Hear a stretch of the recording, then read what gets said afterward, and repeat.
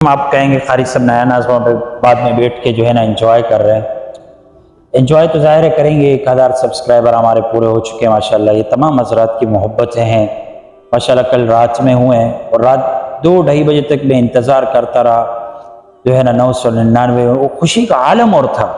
तो मैंने कहा आप सब हजरात के साथ थोड़ा बहुत सेलिब्रेशन। हमारे यहाँ हम लोग मौलवी शौलवी है, हम लोग केक में नहीं काटते, जिसका वो मिलियन होता है वो केक चेक काटता है। हम लोग केक नहीं काटते, जिसको केक खिलाना है वो खिलाए, समझ में आया। तो जो है ना माशाल्लाह 1000 सब्सक्राइबर हो गए और माशाल्लाह अभी जो है ना 32 हो गए, 1032 भी हो गया माशाल्लाह। काफ़ी आप लोग की मोहब्बतें हैं।